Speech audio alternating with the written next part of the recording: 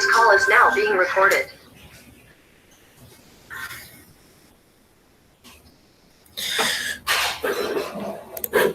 चलो,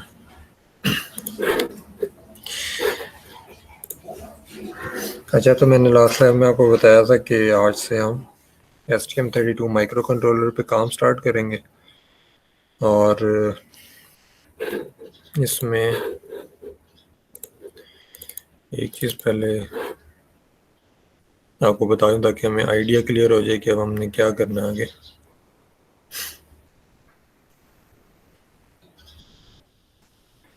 अच्छा, हमारा आज से CLO3 की एवेल्यूएशन स्टार्ट होगी और इसके अगर इसकी डेफिनेशन देखें तो ये to demonstrate the various techniques of real time operating system to efficiently program embedded devices. तो RTOS जो सा इसके ऊपर हमने काम शुरू करना है, लेकिन हमारी जो फर्स्ट 2 लैब्स हैं STM32 की, वो STM32 का इंट्रोडक्शन ही होगा क्योंकि हमने पहले इस पर काम नहीं किया हुआ, तो इसलिए ज़रूरी है कि पहले हमें इसका थोड़ा आइडिया हो जाए कि किस तरह इसमें कोड हमने करना। ठीक है, तो फर्स्ट लैब जो सी है वो कह लें हेलो वर्ल्ड है। इसमें मैक्सिमम चीज़ें कवर करेंगे ताकि आपको आइडिया हो जाए कैसे सेटअप करना है, कोड कैसे लिखना है, आउटपुट कैसे देखनी है और GPIO पोर्ट्स कैसे इंटरफेस करना है, वो सारी चीज़ें इसमें हम कवर करेंगे। और नेक्स्ट लैब में फिर हम देखेंगे अगर कोई सेंसर इसके अंदर हमने ऐड करना हो, इंटरफेसिंग करनी हो तो सेंसर इंटरफेसिंग कैसे करते हैं। और फिर हमारी फाइनल जो 3 लैब्स होंगी वो RTOS के थ्रू हम करेंगे उसे और देखेंगे कि RTOS क्या है और इसके क्या फ़ायदे हैं। ठीक है, तो ये इस तरह आगे हमारा स्टेप्स होंगे। अच्छा, तो lab 10 to demonstrate the basics of STM32 Nucleo all library and serial communication. तो अच्छा, ये कुछ चीज़ें भी इसमें मैंने फिर अपडेट नहीं की हैं। हमें क्या क्या चीज़ें चाहिए आपको पता, पर्सनल कंप्यूटर और STM32 न्यूक्लियो F103RB का बोर्ड चाहिए हमें। पहले थोड़ा सा बैकग्राउंड देख रहे थे, लैब मैनुअल काफ़ी एक्सटेंसिव मैंने बनाया क्योंकि हम इसके ऊपर पहली दफ़ा काम कर रहे होंगे तो काफ़ी सारी इंफॉर्मेशन हमें चाहिए होगी। तो ये तकरीबन 32 पेजेस का एक्सटेंसिव मैनुअल है। प्रीवियसली जितने भी कंट्रोलर्स पे हम काम कर रहे थे वो 8-बिट माइक्रो कंट्रोलर्स थे अदर देन रास्पबेरी पाई, और रास्पबेरी पाई में अगर हम काम कर भी रहे थे तो उसमें एक general purpose operating system install था, और उससे प्रीवियसली जो हम कर रहे थे आर्डिनो था, वो बिल्कुल एक स्पेसिफिक एप्लीकेशन के लिए हम उसके ऊपर काम कर रहे थे और वो 16 बिट में आता है या 8 बिट में उसकी कैटेगरी आती है। तो अब हम जो मूव कर रहे हैं वो है जी ARM के माइक्रो कंट्रोलर्स में। ARM का वैसे माइक्रो कंट्रोलर जो होता है वो रास्पबेरी पाई में भी यूज़ हो रहा है, लेकिन हम उसको बिल्कुल लो लेवल पे उसका कोड नहीं कर रहे थे, एक हायर लेवल पे उसकी कोडिंग कर रहे थे। तो आज ज़रा देखें कि लोअर लेवल पे कोडिंग कैसे करते हैं। तो ARM का जो सा हम यूज़ करें काफ़ी पुराना इनका आर्किटेक्चर है और ये इसके अंदर एडवांस रिस्क आर्किटेक्चर चल रहा है। और यहाँ पे मैं थोड़ी सी हिस्ट्री इस वजह से लिखी हुई है, इसका रीज़न ये है कि ये एप्पल के iPads में यूज़ हो रहा है ARM के माइक्रो कंट्रोलर्स, और काफ़ी सारी कमर्शियल एप्लीकेशन है उसके अंदर यूज़ हो रहा है, मोबाइल फ़ोन्स में यूज़ हो रहा है। तकरीबन 10 बिलियन प्रोसेसर जो हैं सिर्फ 2008 के अंदर एक सर्वे किया था, उसके अंदर पता चला था कि ARM के 10 बिलियन प्रोसेसर जो हैं वो शिप की गई थी, जो इनके बना रहे थे, प्रोडक्शन कर रहे थे। तो मतलब इतने पॉपुलर थे 2008 में और आज 2021 चल रहा है। The ARM is the latest technology which replaced by microcontrollers and microprocessors. So basically, ARM is a 16-bit, 32-bit processor और controllers. तो इसके 16 बिट के अंदर भी हमारे पास अवेलेबल है और 32 बिट के अंदर भी. तो हम जो यूज़ करेंगे वो 32 बिट ARM के प्रोसेसर होगा. और ARM is the heart of advanced digital products like mobile phones, automotive systems, digital cameras and home networking and wireless technologies. Popularity जो सी है इसकी, ARM is the most popular processor particularly used in portable devices due to its low power consumption and reasonable performance. तो जितने भी हमारे portable जैसे mobile phone हैं, tablets हैं, नॉर्मली उनके अंदर ये यूज़ हो रहा होता है. और ARM has got better performance when compared to other processors. एक तो इसकी परफॉर्मेंस अच्छी है, इसकी जो पावर कंजप्शन है वो बहुत कम है और इसकी कॉस्ट एफिशिएंट भी है, इसकी कॉस्ट भी काफ़ी कम है. तो इस वजह से इसको काफ़ी यूज़ किया जाता है. अच्छा, ARM Cortex M in a nutshell. ARM के जो से प्रोसेसर्स हैं वो डिफरेंट कैटेगरीज में डिवाइड उन्होंने किए हुए हैं और जिस कैटेगरी को हम यूज़ करने लगे हैं वो है Cortex M सीरीज़. और Cortex M सीरीज़ के जो बेसिकली ये माइक्रो कंट्रोलर्स में यूज़ होते हैं, जनरल पर्पस होते हैं. इनकी और भी सीरीज़ हैं, Cortex A सीरीज़ भी है, वो थोड़ी जनरल पर्पस है और वो स्पेसिफिक एप्लीकेशंस आ जाती हैं. लेकिन जो माइक्रो कंट्रोलर्स में यूज़ होते हैं वो है Cortex M सीरीज़. तो ARM Cortex M group of processor cores is a series of cores optimized for power efficiency and deterministic operation. It is widely used in microcontrollers and can also be found embedded into multi-core microprocessors. तो ये कुछ जिसका आपको पता होना चाहिए कि Cortex M का जो हम माइक्रो कंट्रोलर ये बेसिकली इसके अंदर लगा हुआ है. From the initial Cortex M3 microcontroller core, the introduction of core variants optimized for low power like Cortex M0, then Cortex M0 Plus. तो डिफरेंट इसके M सीरीज़ के अंदर भी काफ़ी सारे वर्जन्स अवेलेबल हैं और वो डिपेंड करता है कि आपकी एप्लीकेशन क्या है और आप किसको चूज़ करना चाह रहे हैं.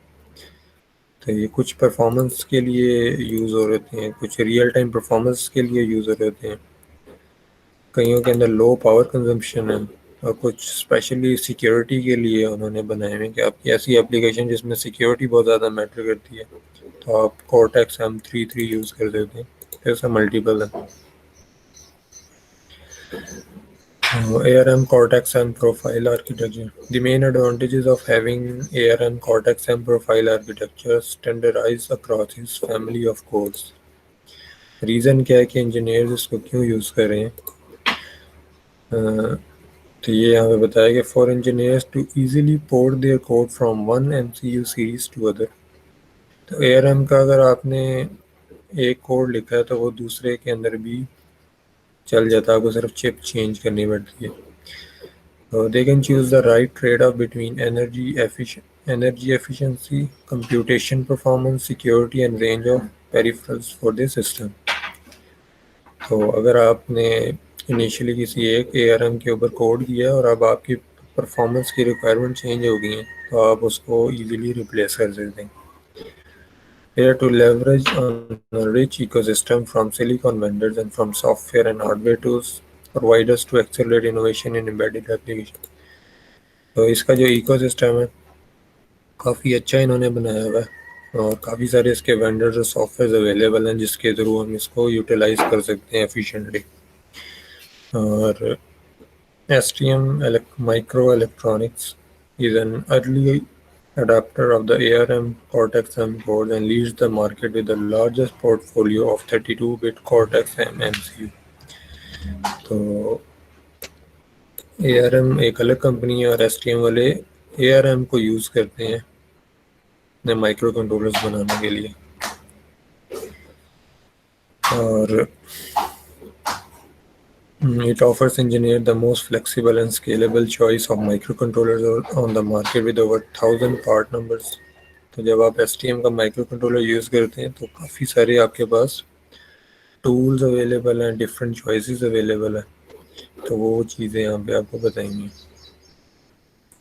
और ये STM वालों ने कहा है कि since its launch in 2007 we have shipped over 6 billion STM32 32-bit ARM Cortex-M based microcontrollers around the world। तो ये काफ़ी सारी एप्लीकेशन में यूज़ हो रहे होते हैं और काफ़ी पावरफुल हैं, तो इस वजह से ये काफ़ी ज़्यादा सेल होते हैं। अच्छा, why STM32? The STM32 family of 32-bit microcontroller based on ARM Cortex-M processor is designed to offer a new degrees of freedom to MCU users.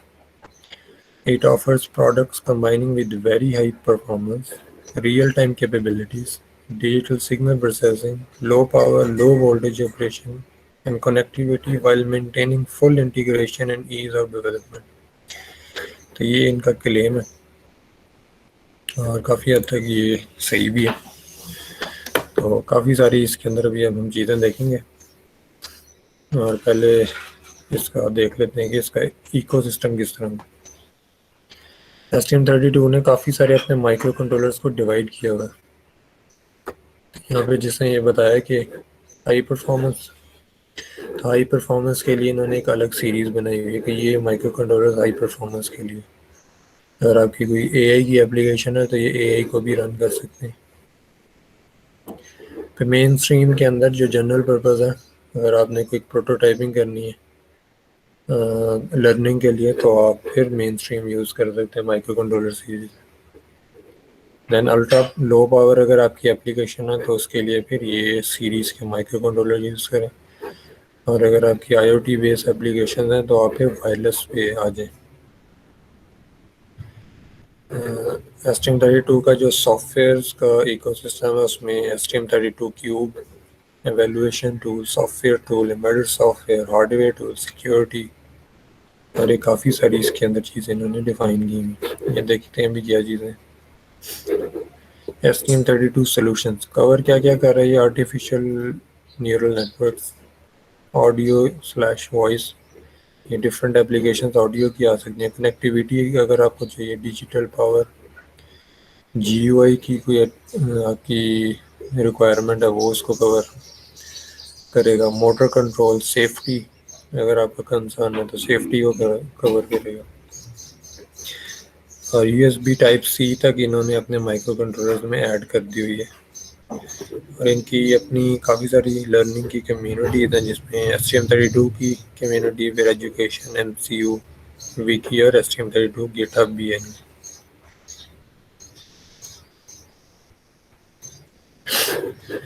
STM the STM Cube ecosystem. The STM32 Cube ecosystem is a complete software solution for STM32 microcontrollers and microprocessors.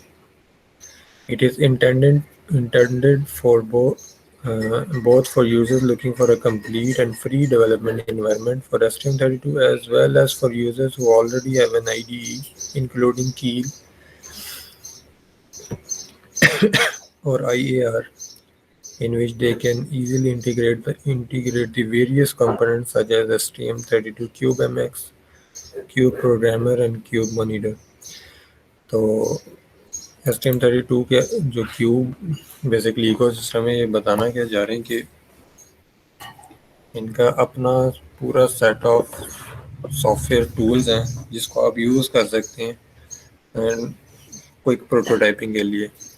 लेकिन अगर आप कोई previously कोई software use कर रहे हैं जैसे कि कील हो गया, तो आप उसको भी यूज़ कर सकते हैं STM32 माइक्रोकंट्रोलर्स को प्रोग्राम करने के लिए।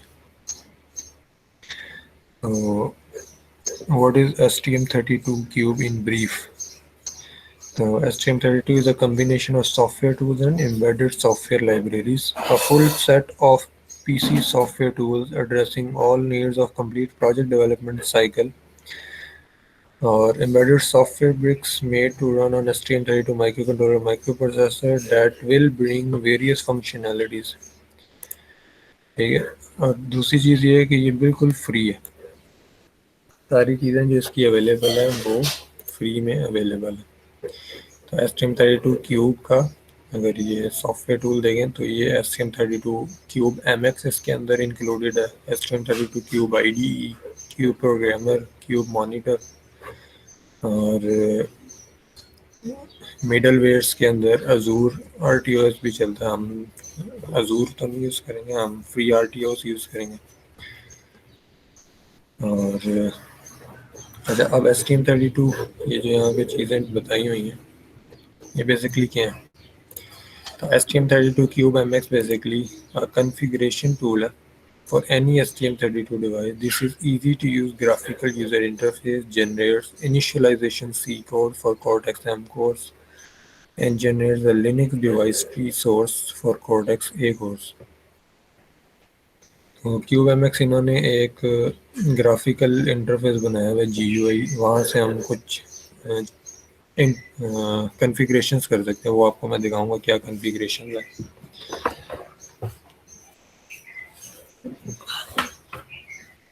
देन हमारे पास आता है क्यूब आईडी। क्यूब आईडी जो सा इनका इंटीग्रेटेड डेवलपमेंट इन्वायरमेंट है जिसके अंदर आप प्रॉपर अपना कोड कर सकते हैं, और वो बेसिकली बेस करता है इक्लिप्स पे।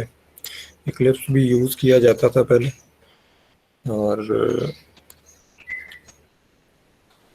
बेस से करा था। इसके अलावा GNU C++ टूल किंग, तो ये इसके अंदर GNU को भी यूज़ करें। GNU अगर आपने देखा हो तो C++ के अंदर यूज़ होता है। This idle includes compilation reporting features and advanced debug features. It also integrates additional features present in other tools from ecosystems such as hardware and software initialization and code generation from STM32 CubeMX.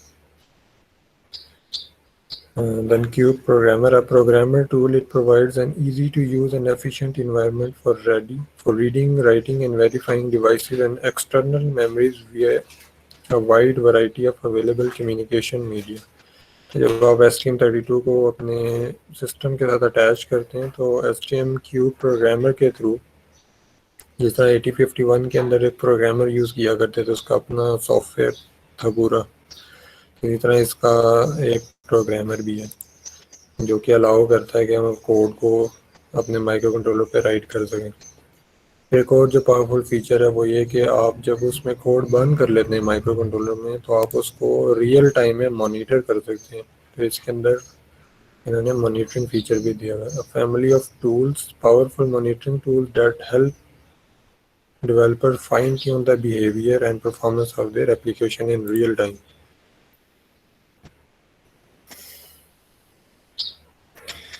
तो ये graphically ये बताया हुआ कि STM32 Cube MX, इसके अंदर एक configuration करते हैं GUI में और जनरेट कर लेते हैं कोड। फिर आपने IDE के अंदर कंपाइलेशन करनी है या डीबग करना है वो IDE में करेंगे, और फिर STM32 क्यूब प्रोग्रामर और मॉनिटर अलाउ करते हैं मॉनिटरिंग और code burning features.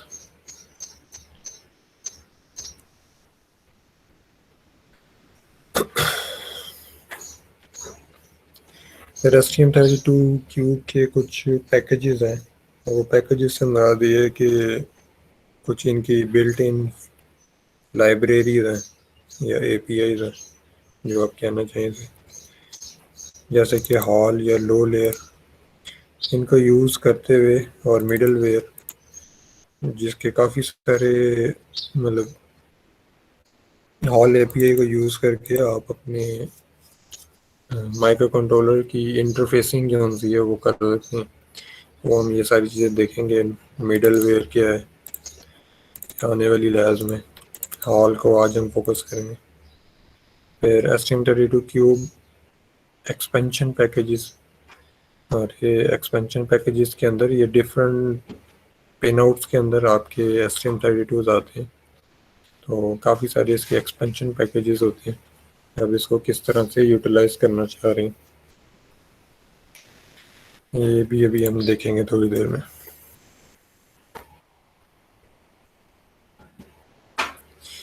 STM32 Cube, a comprehensive time-saving solution for every STM32 user. अच्छा, और मैं इसकी थ्योरी से थोड़ा सा बाहर आता हूँ। ये चीज़ें आप खुद देख सकते हैं। ये बेसिकली यहाँ पे ये बताया हुआ है कि ये फ्री है, ओपन सोर्स है, और इसको यूटिलाइज कर सकते हैं। ये जो आपको मैंने सारे स्टेप्स बताए थे, STM32 cube, MX, STM32 cube ID, cube programmer, cube monitor, ये सारे जो हैं बेसिकली एक ही सॉफ्टवेयर के अंदर इंटीग्रेटेड है। तो ये अलग अलग सॉफ्टवेयर नहीं आप यूज़ करेंगे, एक ही सॉफ्टवेयर में इंटीग्रेटेड आपको ये मिलेंगे, स्टैंड अलोन वर्जन।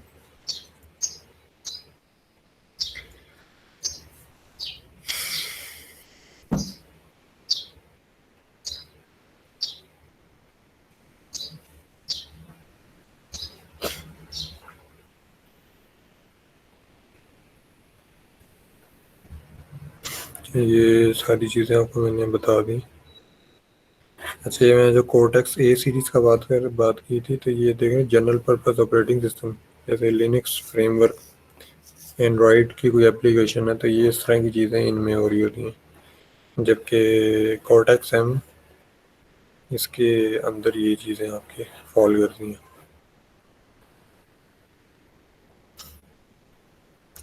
STM32 के काफ़ी सारे बोर्ड्स हैं, कौन सा यूज़ किया जाए वो डिपेंड करता है आपकी एप्लीकेशन में। तो ये कुछ यहाँ पे मैंने डिफाइन किए। STM32 Nucleo boards follow a lean approach and are ideal for prototyping. ये अगर आपने फर्स्ट टाइम कोई एप्लीकेशन बनानी है तो आप न्यूक्लियो बोर्ड जो सा उसको यूज़ करके अपनी प्रूफ ऑफ कंसेप्ट के लिए आप यूज़ कर सकते हैं कोई भी एप्लीकेशन, क्योंकि ये बिल्कुल इजी टू इंटरफेस है, कोडिंग आप क्विकली कर सकते हैं। इसके अंदर क्या होता है जी, an Arduino connector and ST Morpho connector make an extension with application related add-on hardware easy। तो आर्डिनो बेस्ड कनेक्टर इसके अंदर अवेलेबल है। ज़्यादातर लोग आर्डिनो के साथ क्योंकि फेमिलियर है, तो उसके थ्रू भी आप इसकी कोडिंग कर सकते हैं। फिर अगर तो STM Morpho जो सा इसके कनेक्टर यूज़ करना चाह रहे हैं तो इसको भी यूज़ किया जा सकता है। और जितने भी आपकी इनपुट आउटपुट्स हैं वो इजीली अवेलेबल होती हैं, और लाइब्रेरी क्विकली चल सकती है। अगर आप और कोई सॉफ्टवेयर यूज़ करना चाहते हैं वो यूज़ कर सकते हैं, जैसे कील, IAR, एम्बेड अगर आप यूज़ करना चाहते हैं वो भी आप यूज़ कर सकते हैं। देन STM32 डिस्कवरी किट्स हैं, और ये are cost efficient evaluation boards bringing the needed infrastructure for specific device characteristic demonstration. Customers or partners can leverage comprehensive software example highlighting the STM32MP1 series added values। तो discovery की story ज़्यादा powerful है, और ये जब आप proof of concept से बाहर आ जाते हैं तो नॉर्मली आप इसको यूज़ कर सकते हैं। फिर STM32 evaluation boards हैं, और concept enables customer to build a complete platform suitable for demonstration or application development। This high-end evaluation platform brings all required STM32 interface, hardware, software। ठीक है, तो सारी चीज़ें जब आप वेरीफाई कर चुके हैं,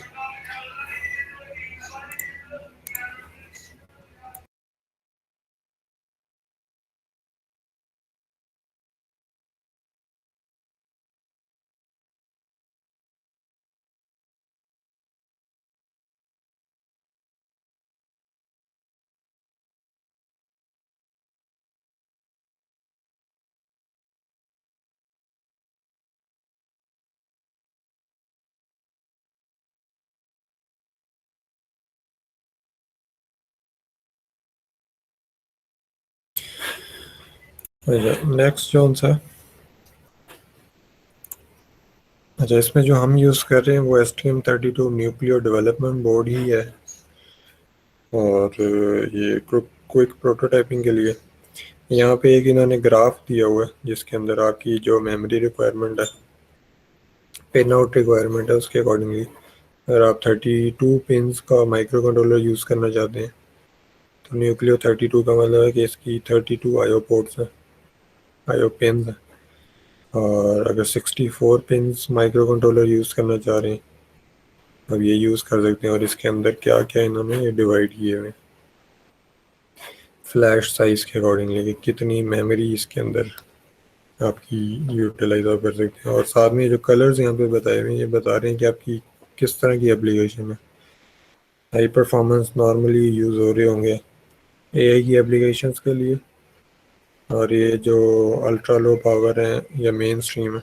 अल्ट्रा लो पावर अगर लो पावर एप्लीकेशन है तब यूज़ होगा, अदरवाइज मेन स्ट्रीम के अंदर आप कोई प्रोटोटाइपिंग कर सकते हैं।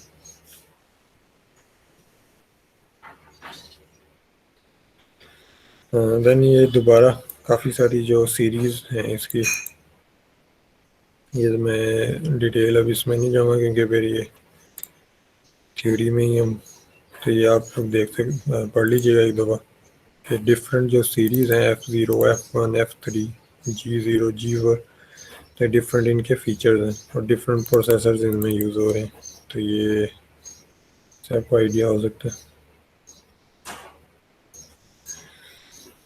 विच MCU are we going to use, तो वेलकम टू न्यूक्लियो, हम न्यूक्लियो को यूज़ करेंगे। और न्यूक्लियो के मैंने भी आपको बता दिया कि डिफरेंट वेरिएंट्स में अवेलेबल है। ये 32, 64 और 144 बेसिकली ये पिन्स हैं, कितनी टोटल पिन्स इसके अंदर यूज़ हो रही हैं। तो हमारे पास जो माइक्रो कंट्रोलर लैब में अवेलेबल है वो है STM32 न्यूक्लियो 64 पिन। ठीक है, 64 पिन्स का डेवलपमेंट बोर्ड है हमारे पास।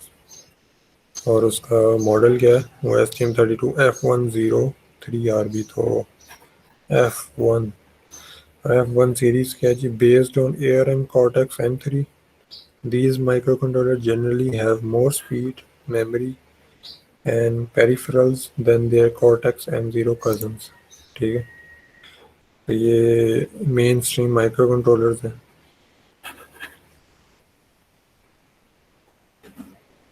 अच्छा, इसको अगर देखें तो यहाँ पे ये जो ये कनेक्टर लगा हुआ है 64 पिन कनेक्टर जो सा, ये बेसिकली इसको कहते हैं ST मॉर्फो कनेक्टर। ये और ये जो इसके साथ ये जो कनेक्टर है ये इसको हम कहते हैं आर्डिनो का कनेक्टर है। तो ये यहाँ पे ये चीज़ें सारी एक्सप्लेन की हुई हैं कि ये आर्डिनो कनेक्टर्स हैं और जो ये वाला ये आपका ST मॉर्फो कनेक्टर है। देन जो ये पार्ट है इतना, ये STM32 का ही माइक्रो कंट्रोलर है लेकिन ये डिबगिंग के लिए लगा हुआ है। जो मेन माइक्रो कंट्रोलर वाला पार्ट है वो बेसिकली ये है। जो ये वाला पार्ट यहाँ पे गिवन है ये बेसिकली डिबगिंग के लिए यूज़ होता है। यहाँ पे डिफरेंट चीज़ें बताई हुई हैं, LEDs इसमें यूज़ हो रही हैं, पावर LEDs हैं, UA आर्ट के लिए LEDs हैं, ये टेस्टिंग के लिए जो एक LED होती है वो इसमें अटैच्ड है। डिफरेंट जंपर्स हैं और मिनी बी कनेक्टर है USB का। तो ये इसके अंदर चीज़ें,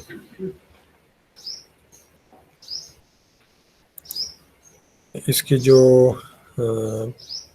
अगर पिन आउट को देखें आर्डिनो कंपैटिबल हेडर, तो जो लेफ़्ट साइड पे पिन है जो कि बेसिकली ये हैं, ये एक्चुअल में मैप हुई हैं।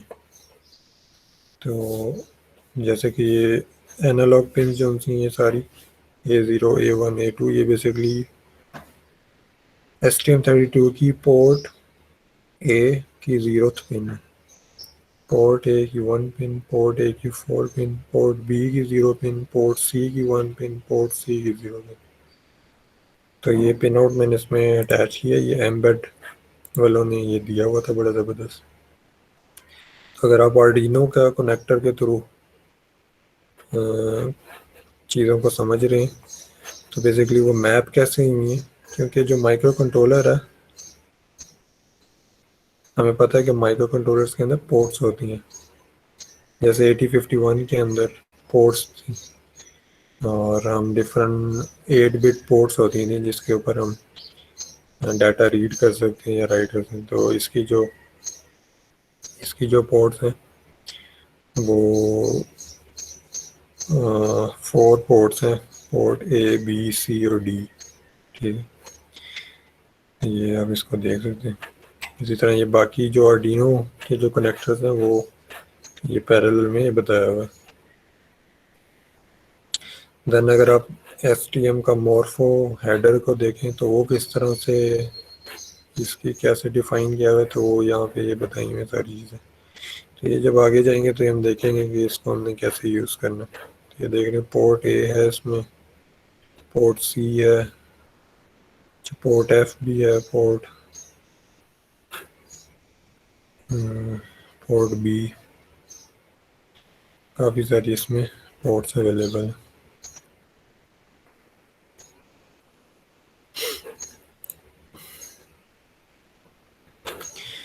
अच्छा, फीचर्स के हैं जी। STM32 के फीचर्स ये हैं कि ये पावर एफिशिएंट है, नंबर वन।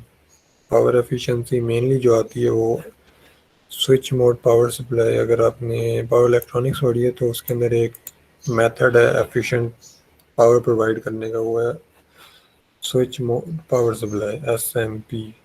यस, तो ये पावर कंजप्शन को काफ़ी रिड्यूस कर देती है। और आर्डिनो बेस इसके अंदर कनेक्टिविटी अवेलेबल है। और अगर कन्वेंशनल STM32 की आप हेडर यूज़ करना चाह रहे हैं पिन आउट का, तो वो भी आप इसमें यूज़ कर सकते हैं। सारे इसके जो फीचर्स हैं वो यहाँ पे बताए हुए हैं, ये आप लोग देख लीजिएगा। अब आते हैं रियल स्टफ की तरफ।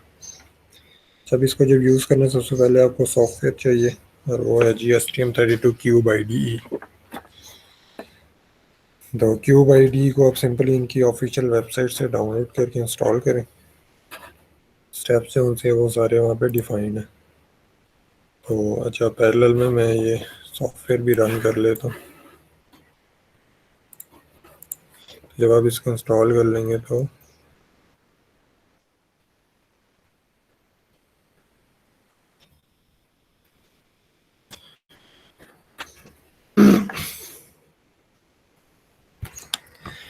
आपका ये जो सा एक वर्क स्पेस का आपसे ये पूछता है। ठीक है, तो ये वर्क स्पेस ये खुद ही लोकेशन देता है, इसको एज इट इज़ रहने दें और इसको लॉन्च कर दें। ये सारे सब जो से यहाँ पे आपको बताए हुए होंगे।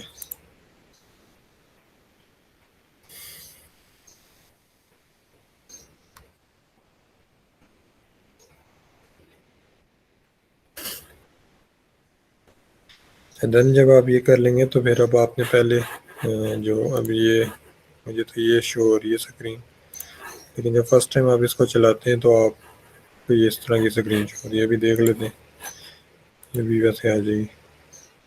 जब प्रोजेक्ट कैसे क्रिएट करना है इसमें, तो मैंने ये सॉफ्टवेयर को रन किया, न्यू STM32 प्रोजेक्ट, और इसको ऊपर होने देते हैं।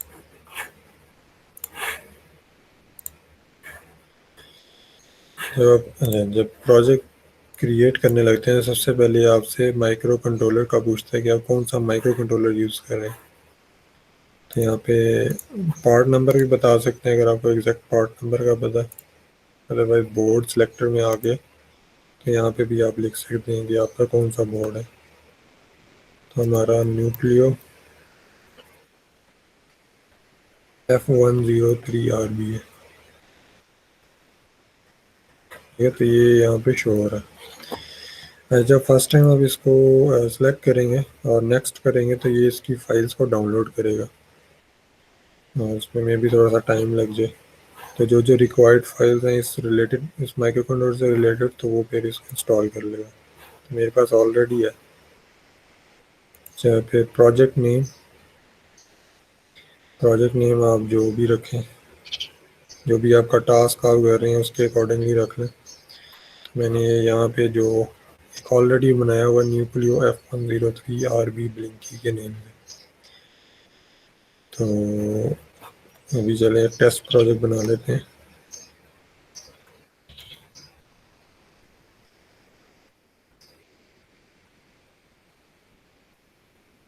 और इसको यहाँ से फिनिश कर देते हैं।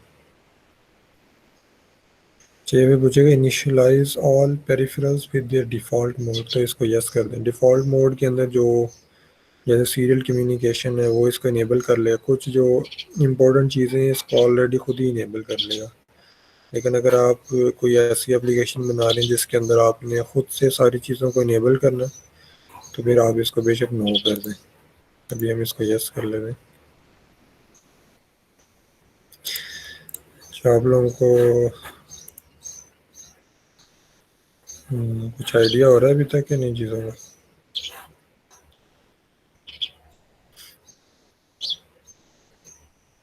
ये आवाज़ आ रही है? Yes sir. अच्छा, तो ये जब आप न्यू प्रोजेक्ट यहाँ पे बनाते हैं, यहाँ पे देखें न्यूक्लियो टेस्ट प्रोजेक्ट IOC, ठीक है। तो ये जो आपको सामने ये ग्राफिकल शो हो रहा है ये है क्यूब MX। तो यहाँ पे मैं आपको प्रीवियसली बता रहा था कि आप ग्राफिकली चीज़ों को कन्फिगर कर सकते हैं। वो सारी चीज़ें यहाँ पे जो ऊपर एक्सप्लेन की हैं।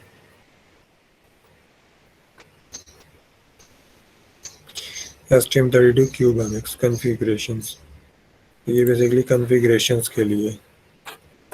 फिर देन हम जब कोड लिखना होगा तो STM32 क्यूब IDEs के अंदर है। तो ये अब सारे स्टेप जो प्रीवियसली बताए वो आपको एक्चुअल में यहाँ पे नज़र आएंगे।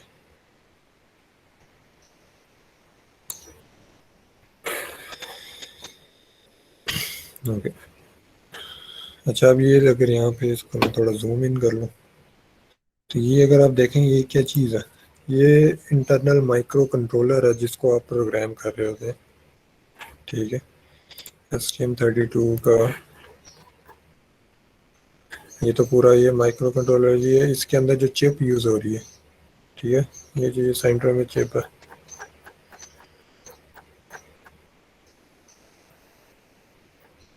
ये जो चिप आपको यहाँ पे नज़र आ रही है STM32 की, ये चिप आपको इधर एक्चुअल में शो हो रही है। और ये डिफरेंट पोर्ट्स जो उनसे हैं जो आप यूज़ कर सकते हैं इस माइक्रो कंट्रोलर की, वो सारी यहाँ पे बताएंगी, ठीक है। तो लेफ्ट साइड ये थोड़ा सा अगर इसका सॉफ्टवेयर टूल देख लें क्या क्या चीज़ें इसमें, इसके जो माइक्रो कंट्रोलर है उसके अंदर 2 क्लॉक्स अवेलेबल है,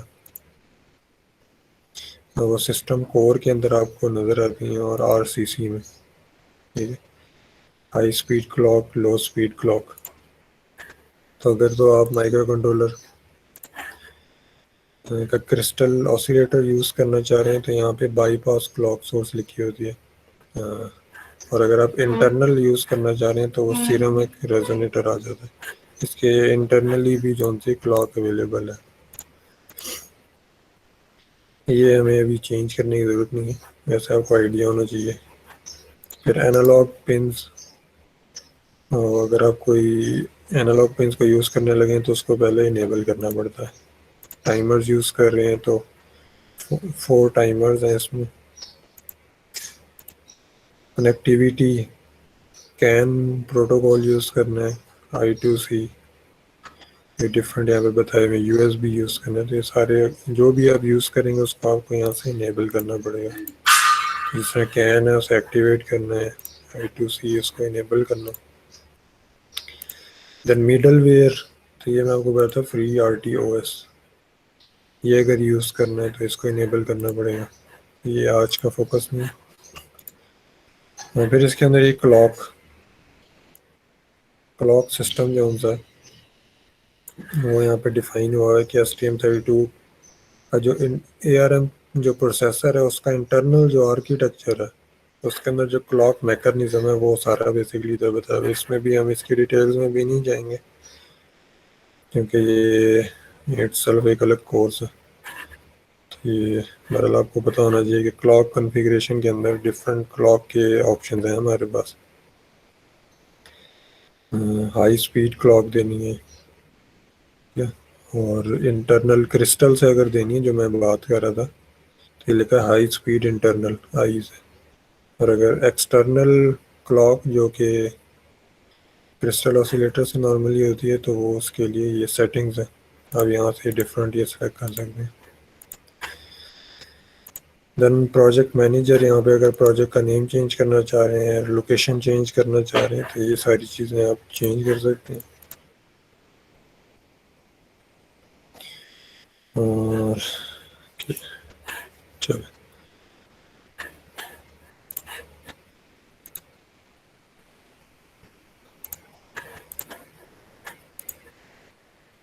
अच्छा, जब हम यहाँ से कॉन्फ़िगरेशंस करते हैं, लेट्स से कि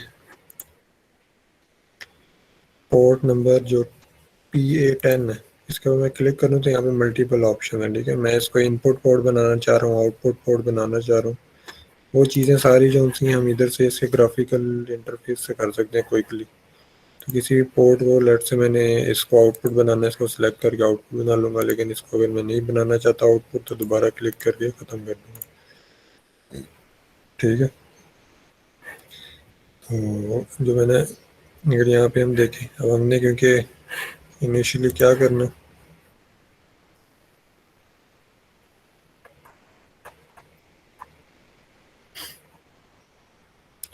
एक ऐसा प्रोजेक्ट करना जिसके अंदर सिंपल हम इसके फीचर्स को एवेलुएट कर सकें। ठीक है, कि कैसे हम इसको चला सकते हैं। तो उसके लिए एक ये ब्लिंकिंग LED का प्रोजेक्ट है, वो मैंने ऑलरेडी बनाया हुआ है, मैं उसी को ओपन कर लेता हूँ।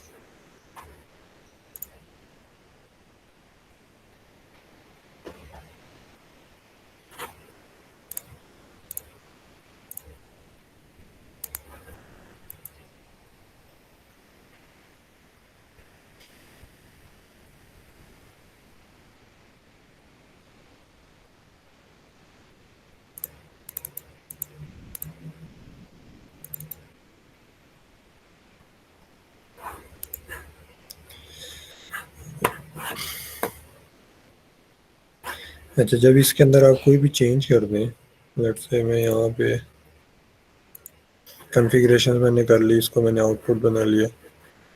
ठीक है, तो जब आप इसको सेव करेंगे, तो ये कहेगा do you want to generate code.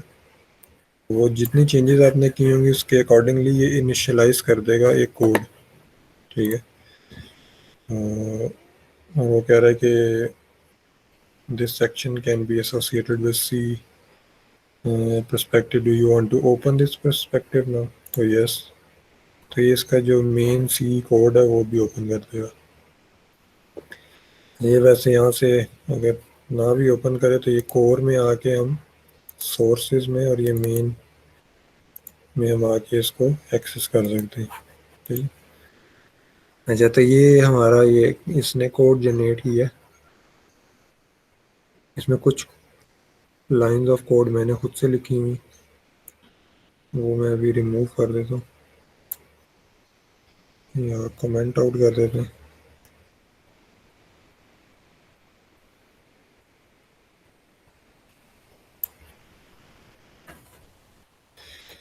तो यहाँ पे कुछ चीज़ें आपको अच्छे से समझनी है, और वो ये है कि यहाँ पे कुछ कमेंट्स के अंदर हेडर्स दिए हुए कि यूज़र कोड एंड हेडर,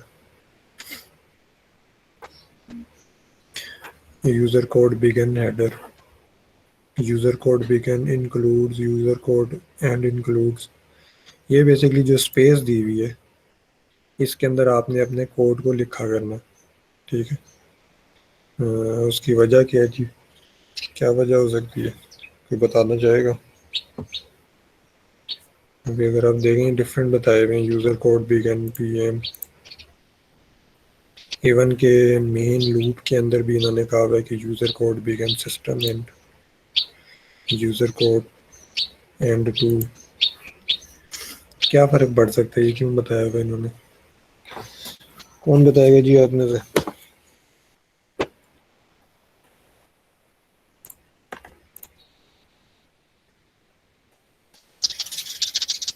हाँ जी,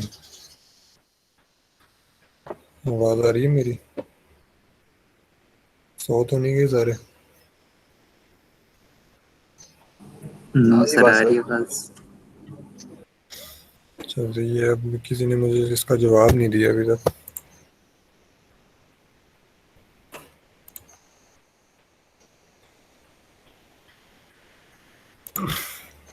अच्छा चले मैं ही बता देता हूँ। इसमें ये जो इन्होंने ये स्पेसेस दी हुई हैं बिगन और कोड, ये जो स्पेसेस हैं इसके अंदर कोड लिखने की वजह क्या है वो भी एक्चुअल में हम देख लेते हैं। ठीक है, तो यहाँ पे इन्होंने रखा यूज़र कोड बिगन इंक्लूड। ठीक है, अगर मैंने कोई एक्सटर्नल लाइब्रेरी इंक्लूड करनी है तो वो मैं यहाँ पे इंक्लूड कर लेता हूँ।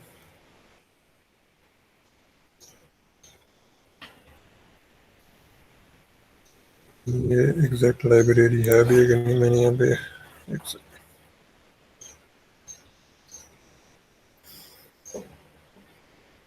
एक लिंक यहाँ पे ऐड किया हुआ है।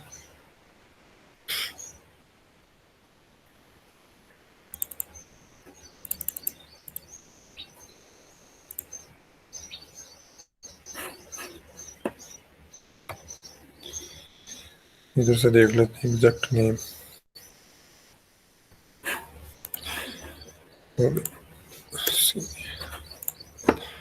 तो स्ट्रिंग डॉट एच को मैंने इंक्लूड किया और इसको मैंने बिगिन और एंड के बीच में इंक्लूड किया। ठीक है, इसके नीचे अगर एंड के बाद अगर मैं लिखता हूँ कोई चीज़ तो क्या फ़र्क पड़ेगा? यही लाइब्रेरी में इधर भी लिख देता हूँ। ठीक है, तो लेट्स से कि मैंने कोड जनरेशन वाले टूल में आया और मैंने इधर आके जो पोर्ट ए की 8 को आउटपुट बनाया था इसको मैंने कहा नहीं मुझे आउटपुट नहीं बनानी, तो इसको मैंने ख़त्म कर दिया। दोबारा कंट्रोल एस और कोड अब ये दोबारा जनरेट करेगा। ठीक है, तो यहाँ पे आप देख रहे हैं कि जो मैंने इस डिफाइंड स्पेस के अंदर कोड लिखा है वो रिटेन रहा है, वो रिमूव नहीं हुआ, जबकि जो इधर कोड लिखा हुआ था वो गायब हो गया। तो बेसिकली क्योंकि हमने यहाँ से कॉन्फ़िगरेशंस करनी होती हैं अक्सर, तो जब भी आप न्यू कोड जनरेट करेंगे तो जो इनके अंदर नहीं आएंगी चीज़ें जो इन्होंने डिफ़ाइन की हुई हैं। इवन आपने कोई वेरिएबल इनिशियलाइज करने, कोई भी चीज़ करनी है तो आप उसको इनके बीच में लिखेंगे। ठीक है, ये बात समझ लग गई है कि नहीं?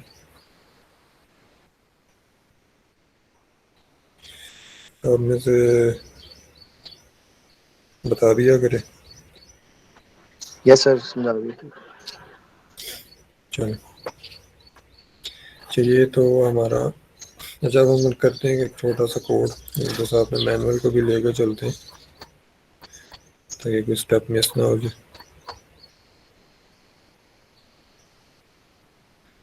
ओके, अच्छा जो जब आप इसको इनिशियलाइज करते हैं क्विकली मैं कुछ चीज़ें बता देता हूँ।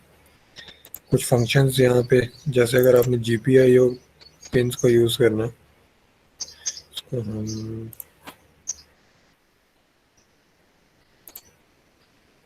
थोड़ा जूम इन,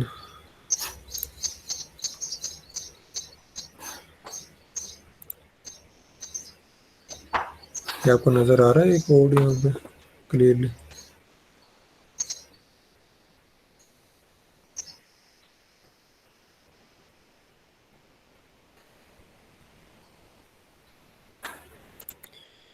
चलिए, अभी मुझे ऑप्शन तो नहीं मिल रहा जूम इन का।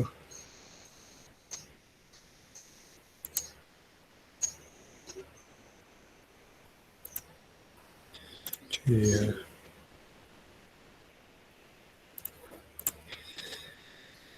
अच्छा, तो जिस तरह नॉर्मली हम सी लैंग्वेज के अंदर फंक्शंस को डिफ़ाइन करते हैं तो ये यहाँ पे फंक्शन डिफ़ाइन किए हुए। ठीक है, और उसके बाद आपने जो जो पोर्ट्स, लेट्स से मैं GPIO पोर्ट कर रहा हूँ तो उसका इसने ऑटोमेटिकली एक फंक्शन जनरेट कर दिया है। और ये फंक्शन क्या कर रहा है, ये फंक्शन बेसिकली सेटअप कर रहा है आपकी अगर यहाँ पे आगे हम देखें तो ये पोर्ट आप देख रहे हैं PA5, और यहाँ पे ये छोटा सा जो मैसेज आ रहा है ग्रे कलर में, इसमें लिखा हुआ है LD2 ग्रीन LED। तो बेसिकली इंटरनल जो ग्रीन एलईडी है ये उसके साथ कनेक्टेड है PA5।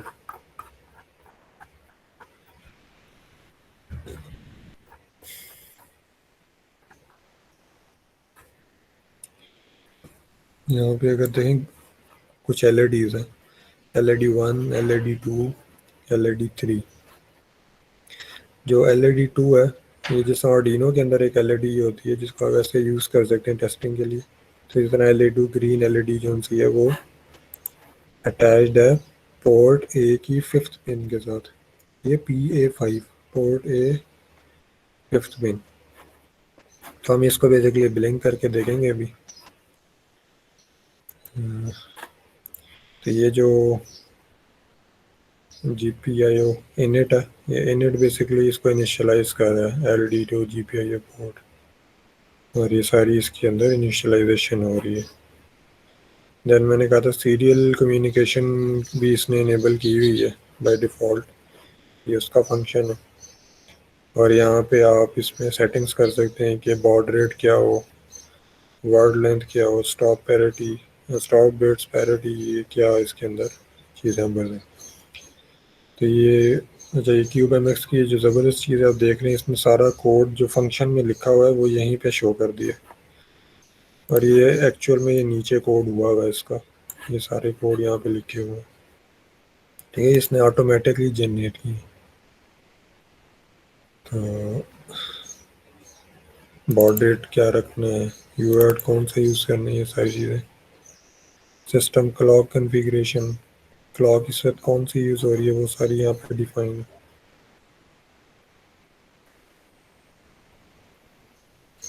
ओके, अच्छा अब हम चाहते हैं कि हम कोड करें और एलईडी को ब्लिंक करें, तो कैसे पता चलेगा कैसे ब्लिंकिंग करनी है। तो कुछ रिसोर्सेज हैं जो हम यूज़ करते हैं इसको समझने के लिए। जो भी आपका बोर्ड है, ठीक है, उस बोर्ड का आप नेम लिखें STM32 F103 RB, ठीक है, ये हमारा बोर्ड है। और इसकी ऑल सिर्फ लिखें तो ये आपको एक डॉक्यूमेंट PDF डॉक्यूमेंट आपको मिल जाएगा इसका, ठीक है। उसको डाउनलोड कर लें। तो बेसिकली ये डॉक्यूमेंट है जिसको मैंने बहुत ज़्यादा दफ़ा ओपन किया।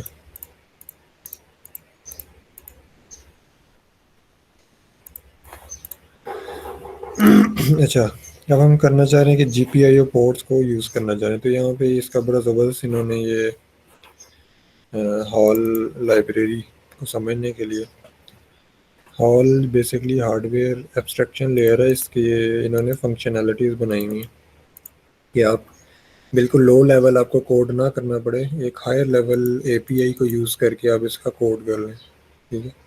तो हॉल बेसिकली इससे यूज़ होता है।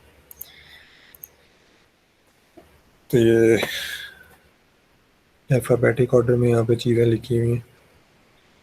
तो हमने क्योंकि GPIO को देखना है तो GPIO पे आते हैं। तो ये थोड़ा सा जो इसका ड्रॉबैक है वो ये है कि इसके जो PDF के मैनुअल्स हैं वहाँ से आपको चीज़ें समझनी पड़ती हैं, तो ये थोड़ा हेक्टिक है। जबकि आर्डिनो वगैरह में बड़ी अच्छी उन्होंने ऑनलाइन आपको काफ़ी सारी चीज़ें उसकी मिल जाती हैं। ओके, तो हम देखते हैं जी क्या करना है हमने। अगर हम यहाँ पे हैं तो हमने जो ऑपरेशन परफॉर्म करना है वो ब्लिंकिंग LED हम करना चाह रहे हैं, ठीक है। तो इसके यहाँ पे कुछ फंक्शंस बताए हुए हैं इन्होंने, IO ऑपरेशन फंक्शंस, ठीक है। तो हम डायरेक्टली इस पर आते हैं क्योंकि जब हम पोर्ट इनिशियलाइजेशन करते हैं तो ये हॉल GPIO इनिट, ये जो इसने इनिशियलाइजेशन ऑलरेडी कर दी हुई है, तो हम इसको इसमें जाने की ज़रूरत नहीं है, हमने इसको डायरेक्टली यूज़ करना। तो मैं पिन को टॉगल करना चाह रहा हूँ, ठीक है। तो पिन को टॉगल कर लेते हैं, उसका इन्होंने यहाँ पे देख रहे हैं टॉगल पिन, इस पर क्लिक करते हैं टॉगल पिन पे। तो ये जो फंक्शन है इसकी कुछ इनपुट्स हैं, GPIO टाइप डिफाइन, एक तो इसको पोर्ट बतानी पड़ती है, कौन सी पोर्ट है। तो अगर हम यहाँ पर हैं तो पोर्ट क्या है जी, पोर्ट ए है हमारी, ठीक है, पी ए, यहाँ पे आप देख लेते हैं मुझे पोर्ट ए। तो जी बी आई ओ ए यहाँ पे आ जाएगा, एक्स जहाँ पे लिखा हुआ वहाँ पे ए आ जाएगा। फिर उसके बाद जो पिन कौन सी है, पिन हमारी है 5। तो ये दो चीज़ें इसको चाहिए। तो कोड स्टार्ट करते हैं। जब हम क्योंकि चाह रहे हैं कि कंटिन्यूसली ये काम हो, तो इसको मैं वाइल लूप के अंदर आ जाऊँगा, और वाइल लूप के अंदर भी ये देखें यूज़र कोड वाइल बिगिन, तो यहाँ पे भी आप कुछ लिख सकते हैं, और फिर यहाँ पे भी ये वाला जो कोड होगा ये रिमूव नहीं होगा एंड से पहले पहले, लेकिन अगर यहाँ पे आप लिखेंगे तो ये रिमूव हो जाएगा, ठीक है। उसके बाद अगर आप इसके नीचे लिखेंगे तो ये रिटेन करेगा। ये बात होपफुली आपको क्लियर हो चुकी होगी। अच्छा, तो टॉगल करनी है हमने पिन। अच्छा, एक जो इसके अंदर फीचर है वो बल्कि मैं यहाँ पे लिख देता हूँ।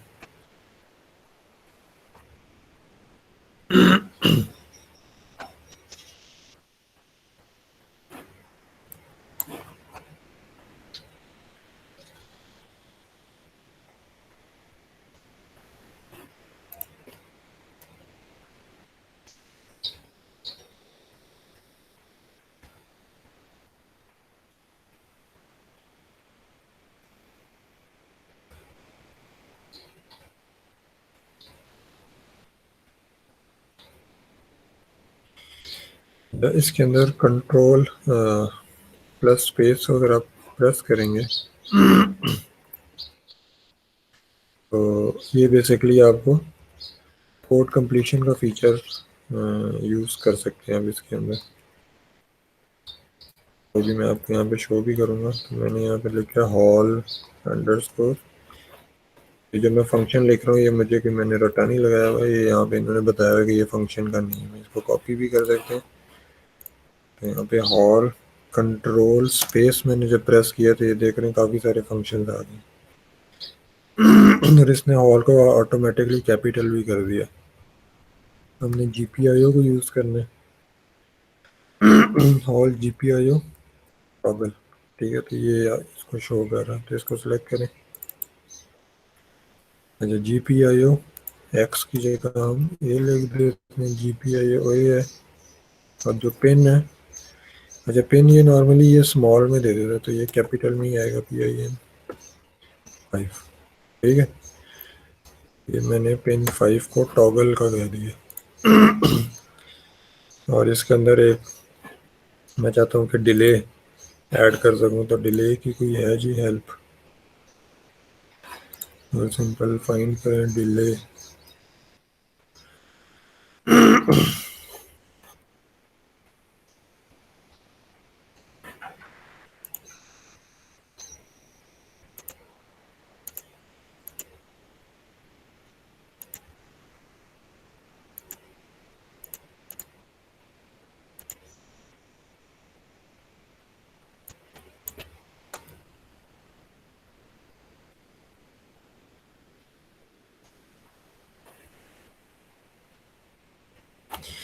तो इसके अंदर एक हॉल डिले का फंक्शन भी अवेलेबल है, जिसके थ्रू आप डिलेस को जनरेट कर सकते हैं। तो सिंपल यहाँ पे आप लिखें हॉल अंडरस्कोर डिले, ये सारा स्मॉल में लिखा है, तो मैं कंट्रोल स्पेस या मैं खुद ही इसको सेट कर दिया। तो लेट्स से कि 1000 मिली सेकेंड्स के लिए हम इसका डिले जनरेट करना चाह रहे हैं, कंट्रोल S। ये हमने क्विकली ये कोड इसमें लिख लिया हुआ है, ठीक है। ओके, पैरेलल में कुछ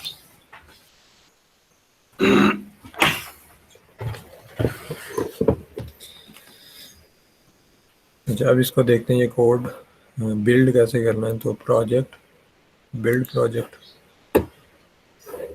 ये यहाँ पे कंपाइलेशन होगी और 0 एरर 0 होगी,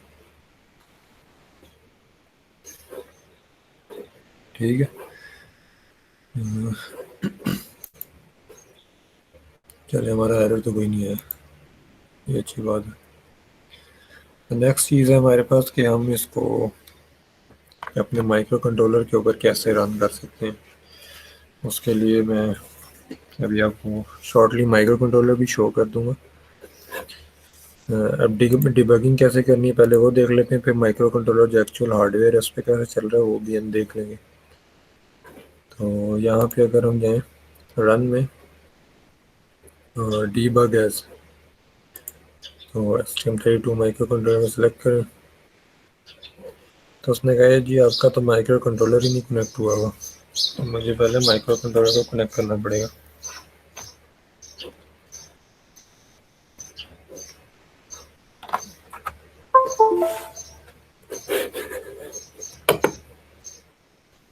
ये मैंने कनेक्ट किया तो इसका नेम आ रहा है नोड F103RP।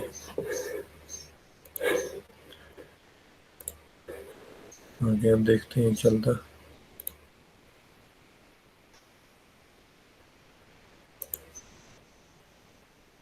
तो इस दफ़ा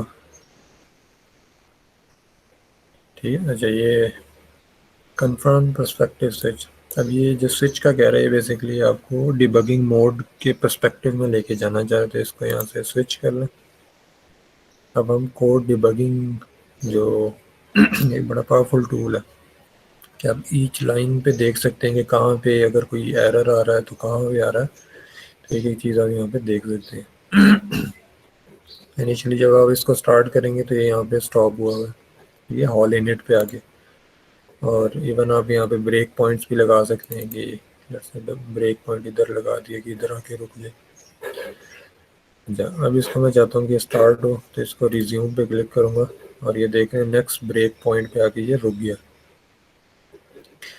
और अगर आप एक एक स्टेप देखना चाह रहे हैं तो आप स्टेप इनटू के थ्रू देख सकते हैं, और अगर आप फंक्शन एग्जीक्यूशन से डायरेक्टली बाहर आना चाह रहे हैं तो स्टेप ओवर कर दें उसे। अगर स्टेप इनटू करें तो ये एक एक स्टेप बताएगा कि बेसिकली कहाँ कहाँ से होते हुए ये जा रहा है। ठीक है, तो ये इस फंक्शन के अंदर गया, इस फंक्शन के अंदर आपने कुछ चीज़ें देखी और फिर ये बाहर आ गया। और अभी डिले का फंक्शन है, अगर डिले के फंक्शन में क्या हो रहा है, ठीक है, लेकिन आप चाहते हैं इससे बाहर आ जाए क्विकली तो ये स्टेप ओवर स्टेप रिटर्न से ठीक यहाँ से हम बाहर आ जाएंगे। ब्रेक पॉइंट रिमूव कर देते हैं, इसको रिज्यूम कर दें। तो अब जो एलईडी मेरे पास है वो ब्लिंक हो रही है। आपको शो भी कर देते हैं।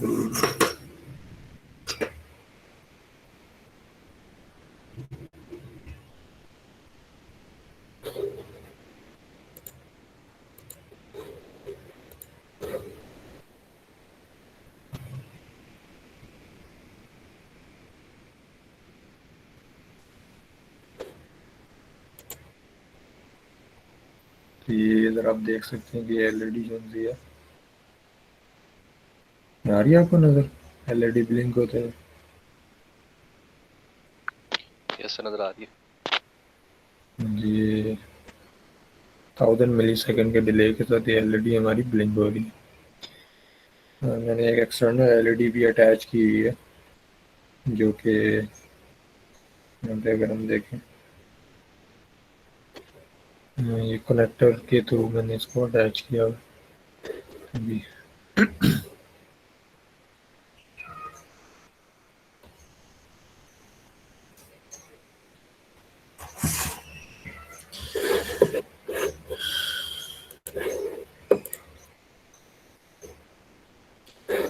नेक्स्ट हमारे पास ये चीज़ें आप लोगों के लिए मैंने ऐड की हुई, अगर किसी को समझ ना लग रही हो तो ये मैनुअल से भी हेल्प ले सकता है। ये डिबगिंग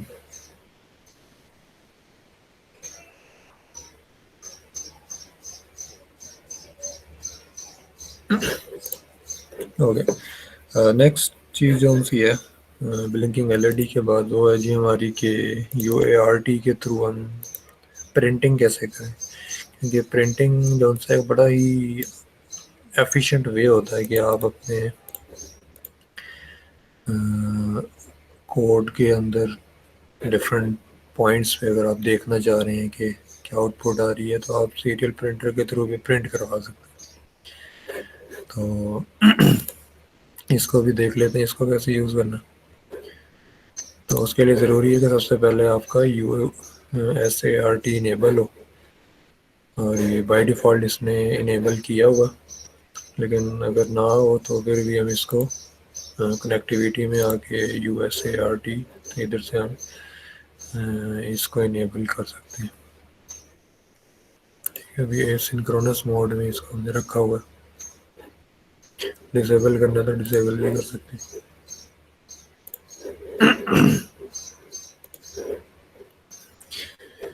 अच्छा, तो यूज़ कैसे करना है, तो फिर मैं इधर आ जाता हूँ।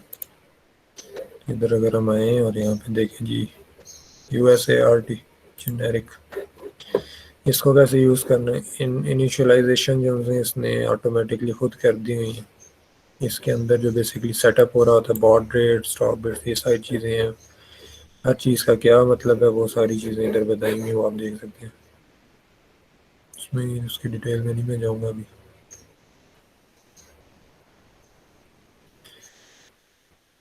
अच्छा जी, फंक्शंस कहाँ पे है जी, इनिशियलाइजेशन एंड कॉन्फ़िगरेशन फंक्शन और IO ऑपरेशन फंक्शन। हमारा जो ज़्यादा मकसद है वो IO ऑपरेशन फंक्शंस के साथ है। तो ये काफ़ी सारे फंक्शंस हैं जिसमें से अभी मैं चाहता हूँ कि सीरियल मॉनिटर के ऊपर डाटा भेजूँ, तो वो ट्रांसमिट के थ्रू हो जाएगा। फिर ट्रांसमिट पे क्लिक करते हैं तो इसकी क्या रिक्वायरमेंट्स हैं जी, ऑल UART ट्रांसमिट, कौन सा आप UART यूज़ कर रहे हैं वो हम सेकंड यूज़ कर रहे हैं, डाटा, उसका साइज़ और टाइम आउट। ठीक है, ये कुछ चीज़ें यहाँ पे इसने बताई भी हुई हैं। Pointer to data buffer, amount of data elements and timeout. अच्छा, तो एक मैं यहाँ पे, अच्छा इसके अंदर आप जो चीज़ नोटिस करेंगे वो है डाटा टाइप्स। जो कुछ डाटा टाइप्स के अंदर नॉर्मली यूज़ हो रही थी वो अनसाइंड इंट 8 अंडरस्कोर टी। एक सेकेंड,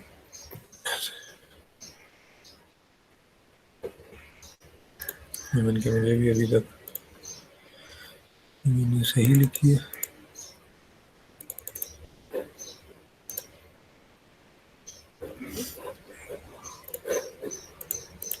अच्छा, इन्होंने कुछ मैपिंग की हुई है।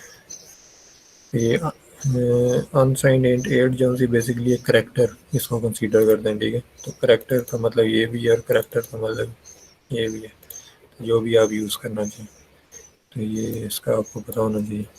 तो अभी हम एक करेक्टर एरे बना लेते हैं। ठीक है, सिंपल मैसेज, और इसका साइज़ कोई भी रख लें, 30 रख लें मुझे, और इसको मैं अभी एम्प्टी रख रहा हूँ यहाँ पे।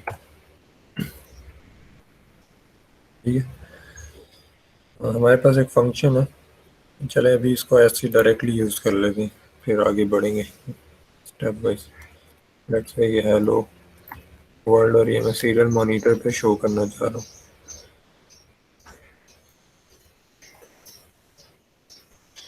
और इसको अगर मैंने शो करना है सीरियल मॉनिटर पे, तो अभी मैंने आपको बताया कि हमें हॉल UART का फंक्शन यूज़ करना पड़ेगा, और ये हमें ट्रांसमिट करना है। ये जब जो हमने इनिशियलाइज किया है वो इसने शो कर दिया, इसको सेलेक्ट कर लें, पॉइंटर टू द डाटा, ये मैसेज भेजेगा यहाँ पे। फिर इसमें एक फंक्शन होता है साइज ऑफ, जो कि इसका साइज बता देगा हमें, और कितनी देर बाद इसको क्विट कर देना चाहिए ट्रांसमिट करना। जैसे किसी एरर की वजह से ये फंक्शन नहीं चल रहा तो 2 सेकंड्स के बाद ये टाइम आउट हो जाएगा। चलो, ये अब मैं इसको डिस्प्ले कराना चाह रहा हूँ, तो दोबारा इसको बिल्ड कर लेते हैं। बिल्ड का ऑप्शन इधर भी है,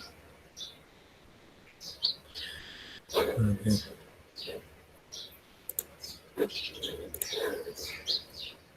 और इसको डीबग, चलो डीबग नहीं करते तो डायरेक्टली रन कर लेते।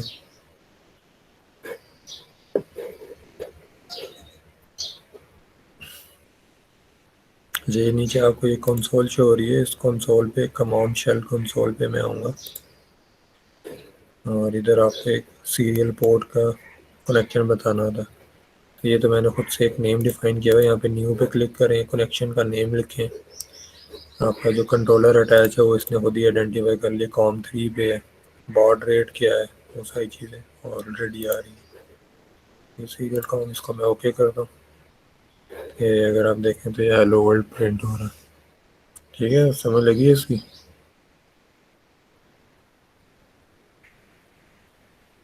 हाँ जी, इधर ही है।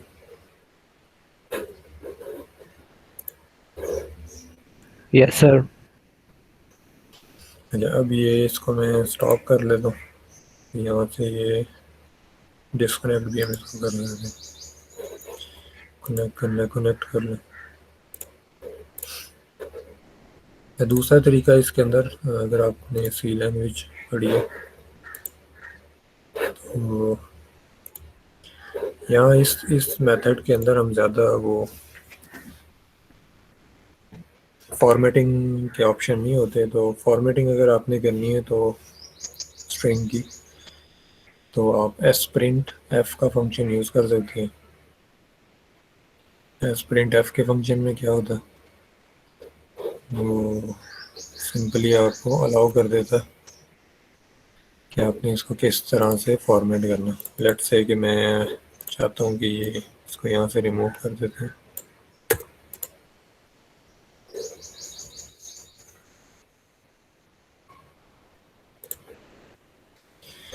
हर चीज़ का सबसे पहले को पता होना चाहिए कि वो फंक्शन कर क्या रहा है। तो let's see, S print F, अच्छा मैंने ओपन किया हुआ। अच्छा, एक तो ये वैल्यू रिटर्न करता, ठीक है, इंट में ये फंक्शन, इसको करेक्टर स्ट्रिंग चाहिए, फॉर्मेटिंग चाहिए, ये भी देख लेते हैं। ये सारी चीज़ें यहाँ पे इसने डिफाइन की हुई हैं, ये आप यहाँ से पढ़ सकते हैं। जो भी आपका यहाँ पे डाटा होगा इसको फॉर्मेटिंग की फॉर्म में एक बफर में ये रख देगा। Buffer should be large enough to contain the entire resulting string. तो बफर बेसिकली अब ये जो करेक्टर का मैंने ये बनाया है, ये इसको हम बफर कंसीडर कर सकते हैं। ठीक है, तो एस प्रिंट एफ, ये मैसेज आ गया। तो यहाँ पे लेट से मैं चाहता हूँ कि कोई इंट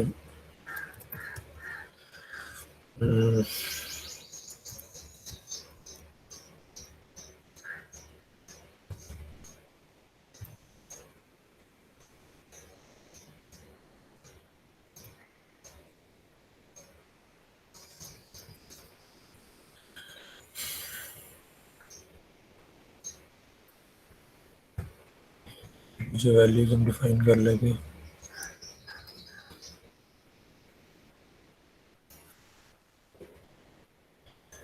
ठीक है, मैं चाहता हूँ ये डाटा मैं आउटपुट पे देखूँ इंटीजर पे, और इसका उसके लिए अब मैं यहाँ पे सिंपल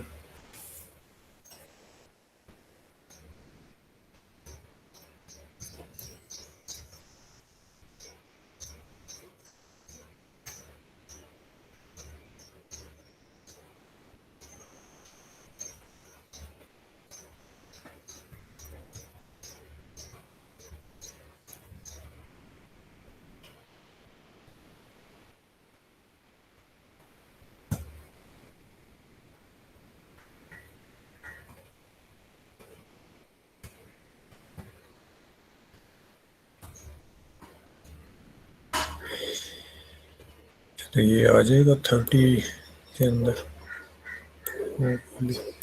यही, तो ये जो बफर का साइज़ है इतना होना चाहिए कि ये जो आप यहाँ पे चीज़ें लिख रहे हैं वो सारी इसके अंदर स्टोर हो सके। ठीक है, बिल्ड करके देखते हैं क्या होगा।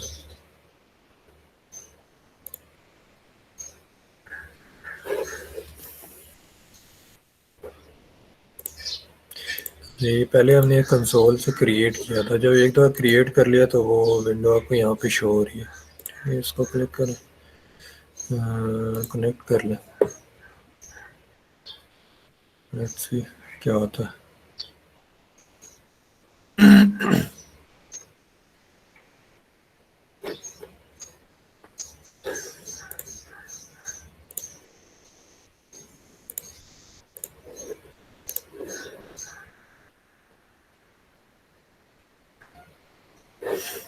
शायद कुछ शो नहीं हुआ, क्या गलती कर दी है।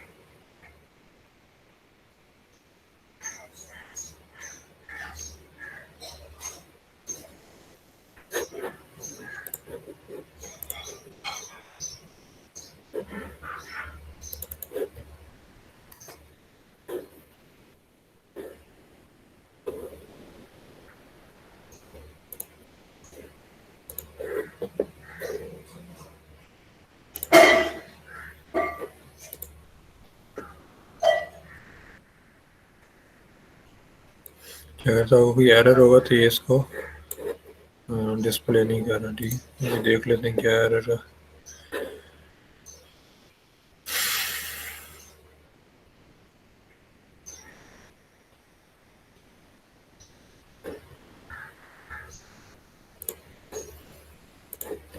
कल होया हमने से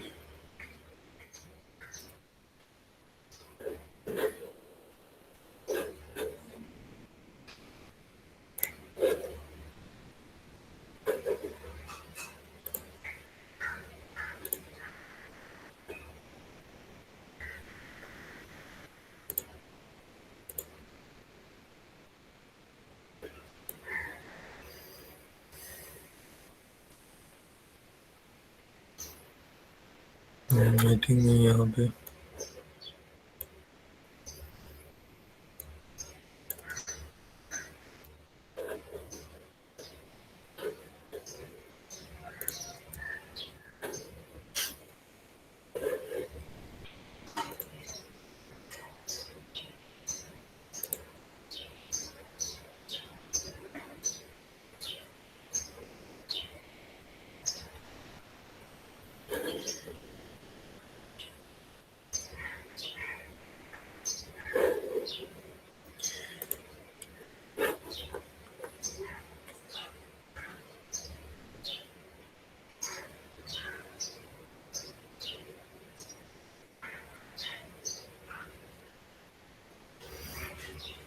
एरर जोन से वो पार्ट ऑफ लाएगा, तो उससे परेशान होने की बात नहीं है।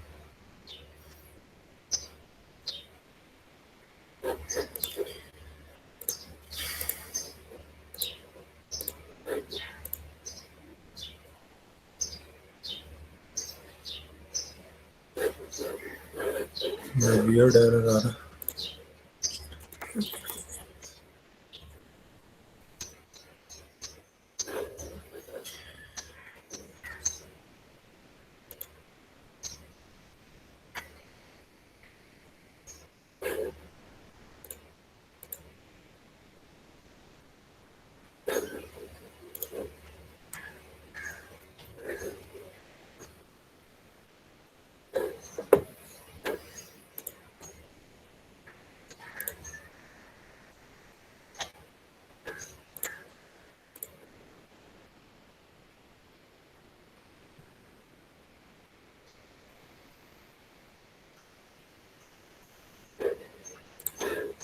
Let me check.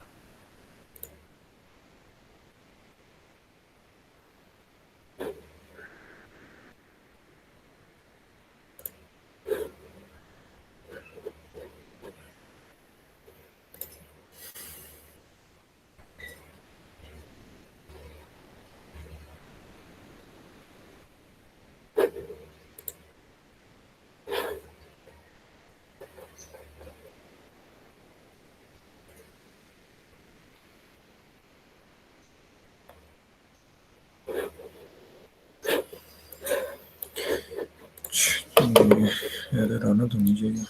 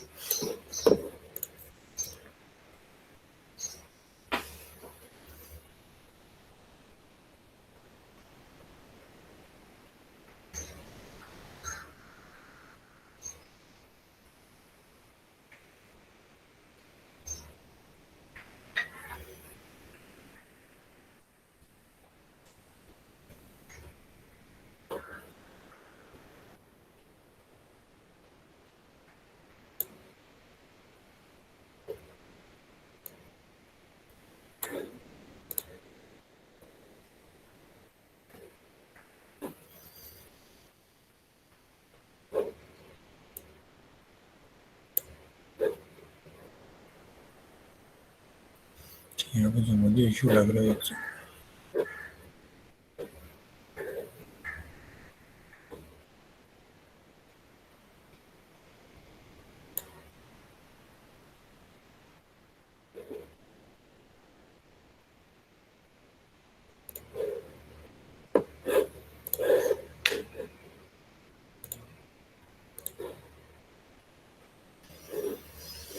अच्छा जी, अभी भी नहीं चला।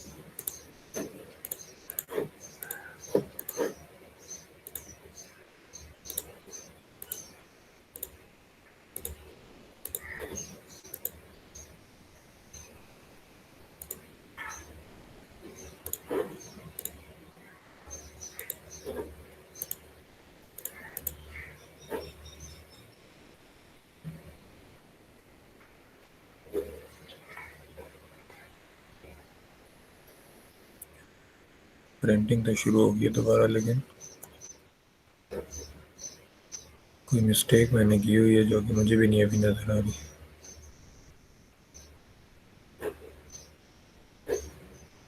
चले, ये मैं आपको फिर दोबारा ही बताऊंगा। अभी मेरे भी सामने शो नहीं कर रहा, हालांकि मैंने इसको भी चलाया थोड़ी देर पहले। बहरहाल इसका जो मेथड है वो यही है। मेरा कोई इशू के अंदर इशू आ रहा है। जब भी आपने अगर कोई स्ट्रिंग प्रिंट करानी है और वो फॉर्मेटेड वे में, ये मैं आपको अभी थोड़ी देर में बता भी दूंगा कि कैसे करना। तो उसका जो मेथड है बेसिकली वो, अच्छा ये देखें यहाँ पे मैंने लिखा हुआ है। ये मैंने जो सबसे बड़ी गलती की हुई है वो आपके सामने ही है। आप लोग भी आइडेंटिफाई नहीं करके बता रहे। ये चीज़ इस तरह आनी है।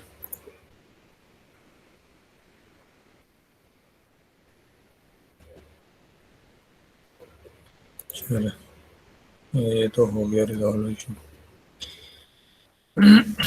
मैंने वो पूरा फंक्शन वहाँ पे लिख दिया।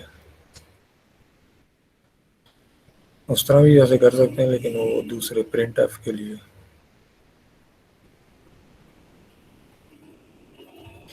तो जब भी आपने स्ट्रिंग को फॉर्मेट करना तो उसके लिए आप इसको यूज़ कर सकते हैं। और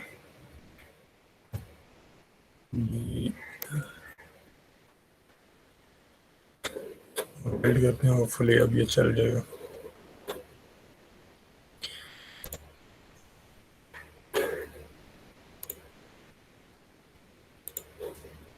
ये देखें, इंटीजर वैल्यू और फ्लोट वैल्यू नहीं आ रही। अच्छा, ये जो स्ट्रिंग फॉर्मेटिंग है, इसके लिए आप बुक यूज़ कर सकते हैं, जो कि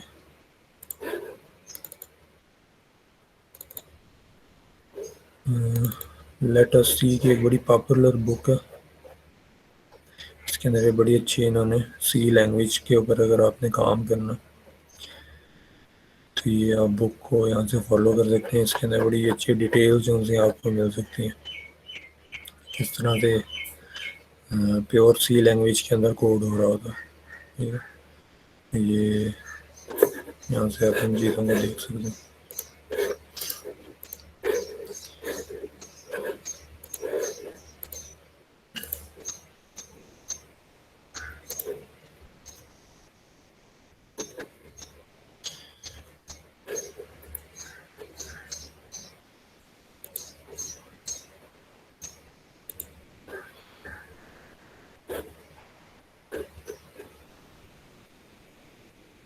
फ्लोट की भी नहीं आ रही समझो। बार फॉर्मेटिंग के लिए आप यहाँ पे अगर हम आए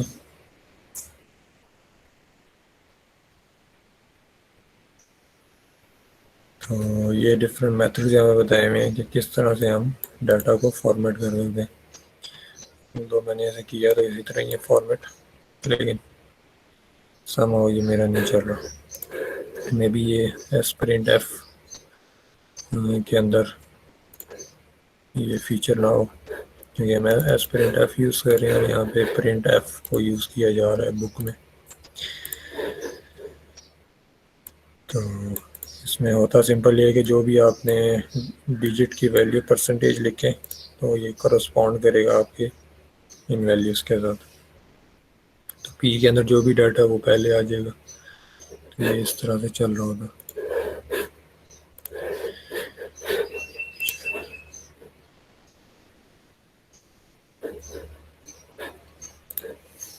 तो यहाँ पे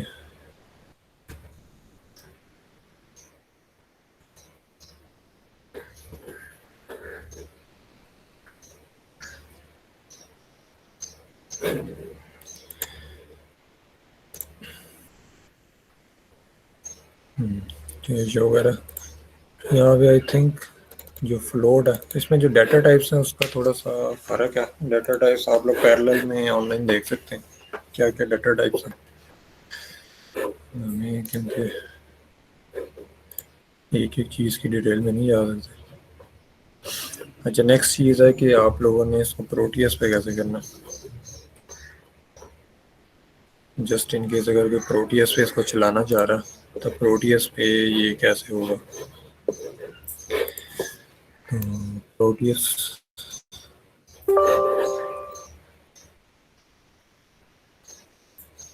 तो प्रोटीएस के अंदर जो बोर्ड हम यहाँ पे यूज़ कर रहे हैं वो बोर्ड अवेलेबल नहीं है, तो एक डिफरेंट बोर्ड है उसको या यूज़ कर सकते हैं। वो मैंने यहाँ पे ये यूज़ किया है, इसका नेम है STM32F103C6। ये सिंपल यहाँ पे आप सर्च कर सकते हैं STM32 के जो बोर्ड्स हैं, और इसके अंदर मैंने ये C6 को यूज़ किया हुआ। तो इसको यहाँ पे आप प्लेस कर दें। ठीक है, नेक्स्ट जो सा, क्योंकि यहाँ पे बोर्ड ही डिफरेंट है C6, तो इसका मतलब ये है कि जो आप यहाँ पे प्रोजेक्ट बनाएंगे, प्रोजेक्ट क्रिएट करेंगे, तो आपको प्रोजेक्ट फिर उसके अकॉर्डिंगली आपको बनाना पड़ेगा उस बोर्ड। जैसे मैंने ये बनाया हुआ है STM32, जिसको पहले स्टॉप कर देते हैं। ये मैंने एक प्रोजेक्ट बनाया हुआ है F103C6 के हिसाब से। तो इसको अगर मैं ओपन करूँ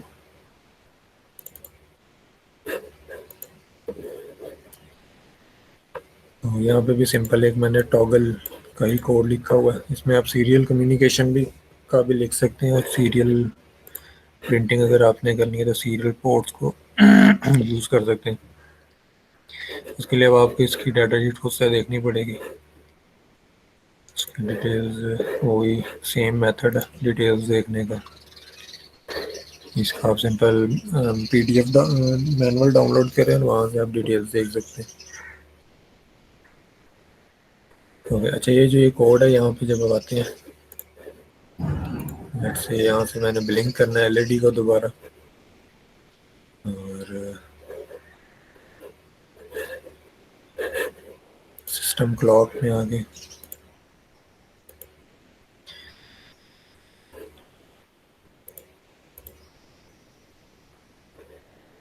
ये किसका ओपन होगा, ये तो हमें ओपन करना है इसको। अच्छा ये देखें जी STM32 F103C6। तो ये प्रोटियस के लिए, अगर आप प्रोटियस यूज़ करना चाहते हैं तो ये आप सर्च करके इसको कर सकते हैं। इसके अंदर आई थिंक RCC जो सा ये डिसेबल होता है इनिशियली, तो ये यहाँ पे आप आके ये सेटिंग इसकी सिलेक्ट कर सकते हैं। और यहाँ से मैंने GPIO पोर्ट को आउटपुट बनाया, ये सारा बाय डिफ़ॉल्ट सारी चीज़ें ऑफ थी। और कनेक्टिविटी के अंदर अगर UART को यूज़ करना है तो UART को भी आपको इनेबल करना है। तो ये सेव करें इसको, तो ये इसका कोड जनरेट कर देगा।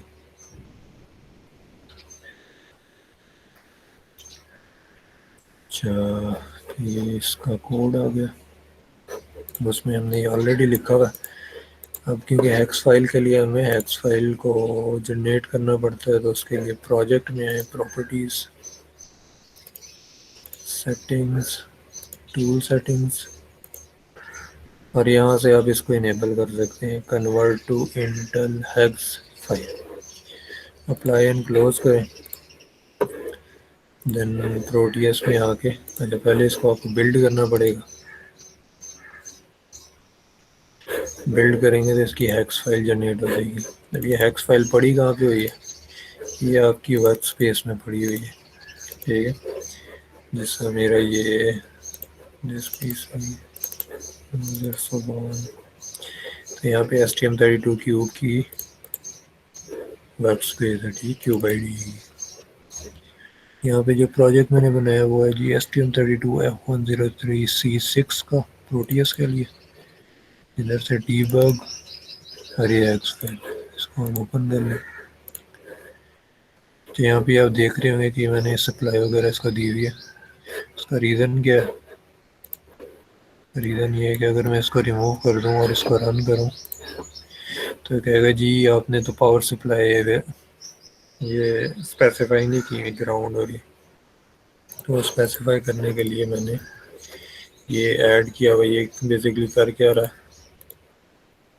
सिंपल एक पावर का लें आप, ग्राउंड, और ये वैसे ही दो वायर्स, इन वायर्स को लेबल दिया हुआ। यहाँ से ये लेबल इसके ऊपर आगे क्लिक करें, इसका जो लेबल आप रखना चाहते हैं, ठीक है। अब लेबल क्या रखा है, जो वहाँ पे एरर आया था, VDDA और VSSA, VDDA और VSSA। इसको अगर रन करेंगे तो यू कैन सी कि LED ब्लिंक हो रही है। तो अगर आप ये प्रोटियस पे करना चाह रहे हैं प्रोटियस से भी कर सकते हैं, अदरवाइज इस लैब के जो सॉफ्टवेयर हैं वो इस वीक में मैं इंस्टॉल करवा दूंगा, तो आप यूनिवर्सिटी में जाके इसको परफॉर्म कर सकते हैं, आपकी चॉइस है, ठीक है। तो ये हमारी थी आज की लैब, इसमें होपफुली काफ़ी सारी चीज़ों का आपको आइडिया हो गया होगा। ये कुछ आपके टास्क हैं आपने करने, आप देख लीजिएगा। किसी का कोई क्वेश्चन है तो वो मुझसे पूछ ले, अदरवाइज फिर हम इसको सर मेरा एक क्वेश्चन था। जी सर जब हम सेटअप कर रहे होते हैं आईडी और हम कोई प्रोजेक्ट बना रहे होते हैं एसटीएम का, तो मैंने अभी वो इंस्टॉल किया है वो आईडी, तो वो उसमें STM32 का मेरे पास F303 जो बोर्ड है पड़ा हुआ है, तो उसको उसका प्रोजेक्ट बनाया है, जिसकी जो फाइल्स हैं वो डाउनलोड हुई हैं। तो वो जो जब सेटअप कर रहे होते हैं तो वो एक डाउनलोड जिप फाइल कोई डाउनलोड हो जाती है साथ। तो जी जी। सर अगर फॉर एग्जांपल मैं कोई दूसरा प्रोजेक्ट बनाता हूँ, एक फॉर एग्जांपल मैंने ब्लिंक एलईडी का एक कोड रन करना है, तो उसके लिए प्रोजेक्ट बनाया, फिर मैंने कोई दूसरा प्रोजेक्ट रन करना है, तो उसके लिए नया प्रोजेक्ट बना के तो दोबारा से वो फाइल डाउनलोड होगी? नहीं नहीं, वो एक दफ़ा ही करता है। जो भी आप वहाँ से फर्स्ट टाइम करते हैं ना, मैं आपको बताया था, फर्स्ट टाइम वो उसकी सारी फाइल्स को डाउनलोड करेगी। तो अभी F1 बोर्ड है ना मेरे पास न्यूक्लियो का, तो F1 बोर्ड की उसने डाउनलोड कर ली। आपने जो अपना बोर्ड किया है वो उसको फर्स्ट टाइम डाउनलोड करेगा। वो तकरीबन आपकी होगी 700 MB की फाइल थी। तकरीबन 700 MB का आईडी था, और वो जो फाइल डाउनलोड हुई है वो तकरीबन 140 MB की थी। यानी वो फर्स्ट टाइम ही करता है। जी ये और किसी स्टूडेंट का क्वेश्चन? अटेंडेंस लगा दें सर। अटेंडेंस के अलावा भी क्वेश्चन है तो पूछ लें फिर, ताकि हम रिकॉर्डिंग को फिर स्टॉप कर लें।